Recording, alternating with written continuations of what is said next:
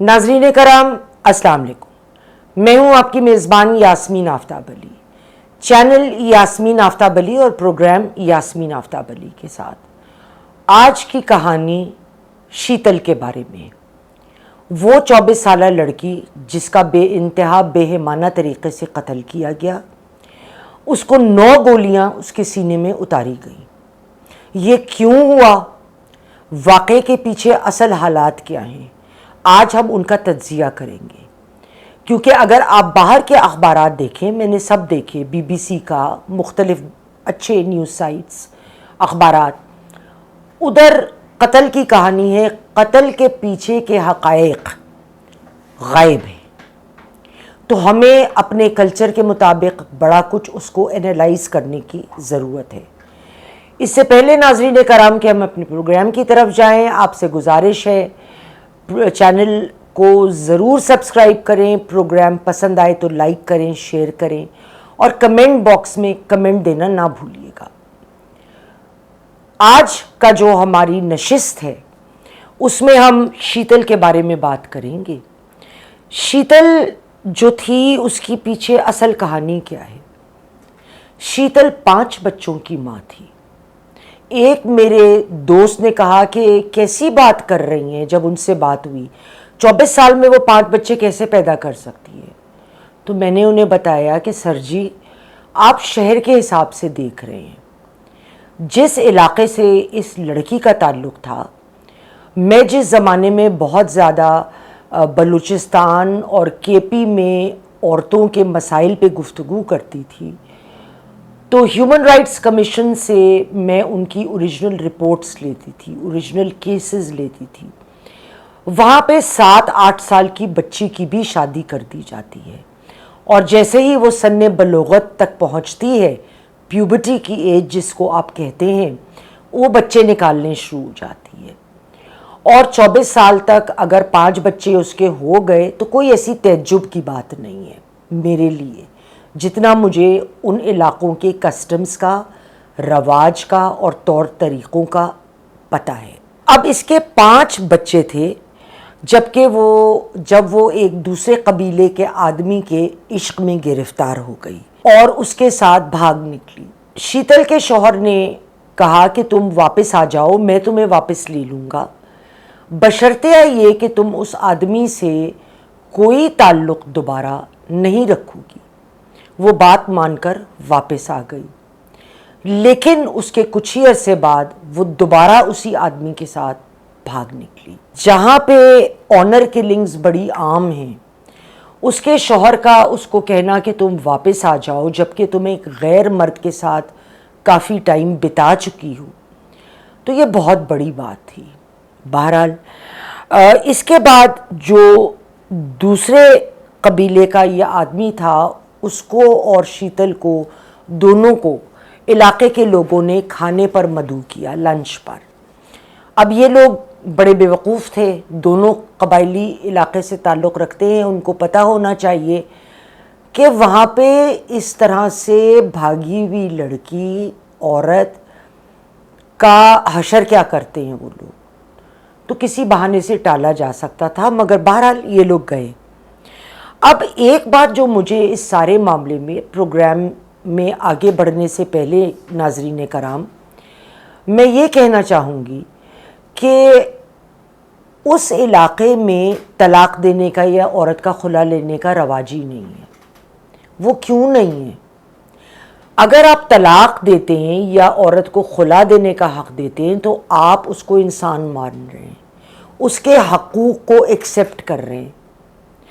ان کے علاقے میں ان حقوق کا گنجائش نہیں ہے عورت کے لیے۔ ان کے لیے ایک عورت ایک مرد کی اترن سے برابر نہیں، زیادہ نہیں ہے، اس کی جوتی پہ رہتی ہے، اس کی کوئی وقت نہیں ہے، اس کی اتنی حیثیت ہے کہ کہیں جھگڑے میں سیٹلمنٹ کے لیے لڑکی کو دے دو، یا اگر وہ شادی شدہ ہے اور کسی دوسرے مرد کو اس کی بیوی پسند آ جائے تو وہ پورے حق کے ساتھ اسے اس مرد کے ہاتھ بیچ سکتا ہے، اس کو وہ طلاق نہیں دے گا، اگر نہیں رکھنا چاہتا تو اس کا قتل کر دے گا۔ اب یہ ان کا طریقہ ہے. آبویسلی کوئی بھی ذی ہوش شخص اس بات کو تو سپورٹ نہیں کر سکتا.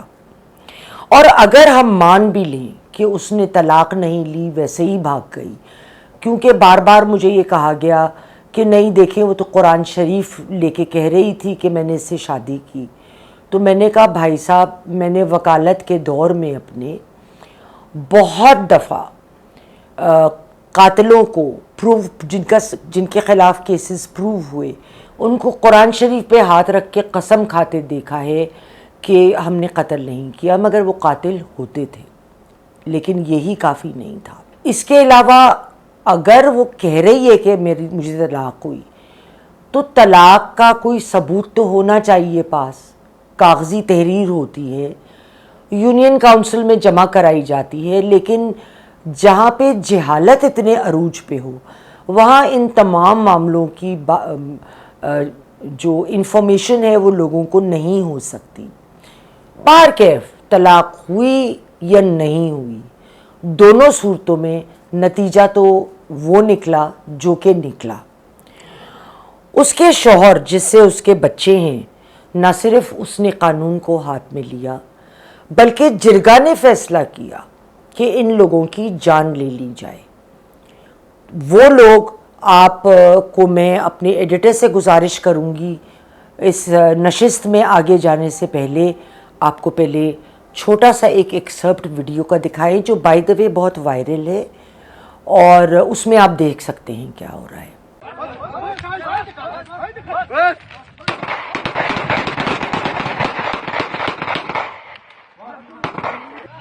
ناظرین کرام، آپ نے دیکھا ایک چھوٹا سا چند سیکنڈ کا ایکسرپٹ تھا کہ اس کو لے کر گئے، اور ایک شوہر نہیں تھا، بے حساب بندے تھے. یقیناً علاقے کے لوگ، جرگے کے لوگ بھی کچھ ممبران شامل ہوں گے جنہوں نے ان دونوں کا قتل کیا ہے. بات یہ ہے کہ کسی بھی طور پہ، چاہے جو بھی سچویشن کیوں نہ ہو، ہم قانون کو ہاتھ میں نہیں لے سکتے. اس بات میں تو کوئی دو رائے نہیں ہو سکتی. لیکن ہمیں قانون کو ساتھ لے کے چلنا ہے. مگر کون سا قانون؟ کیا ان کے پاس کوئی ہائی کورٹ ہے؟ کیا کوئی سپریم کورٹ کی بینچ ہے؟ کیا کوئی سیشن کورٹ ہے؟ کیا ہے؟ بے شک یہ بات درست ہے کہ گھر اور بچوں کو چھوڑ کے شوہر کے ہوتے ہوئے بھاگنا ہمارا معاشرہ کسی طور پہ قبول نہیں کرتا، نہ ایسے مرد کو اور نہ ایسی عورت کو، نہ ان کے رشتے کو. تو غلطی چاہے وہ اس کی بے وقوفی تھی.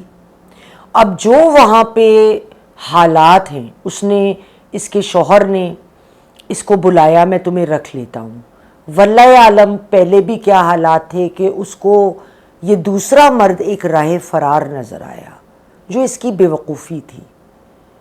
اور جب واپس آئی، خدا جانے اور کتنے بدتر حالات کا شکار کری گئی ہوگی کہ یہ دوبارہ چلی گئی.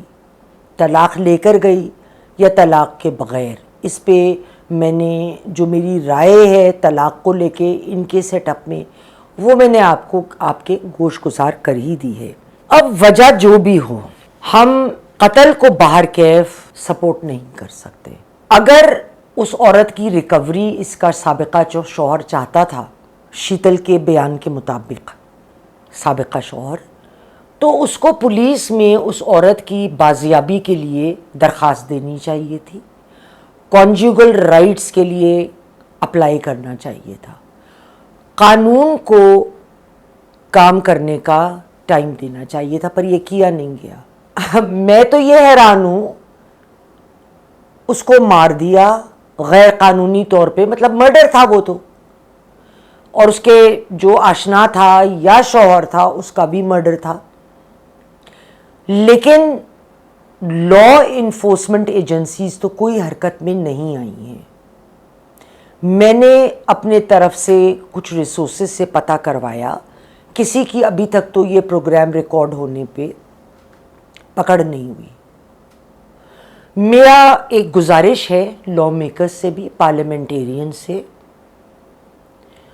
اور جو بھی وہاں قانون نافذ کر رہے ہیں، چوڑیاں پہن کے بیٹھ جائیں. اگر آپ قانون نہیں نافذ کر سکتے تو یہ ڈھونگ رچانا بند کریں انصاف کا. ناظرین کرام، اگلی نشست تک خدا حافظ. لگائی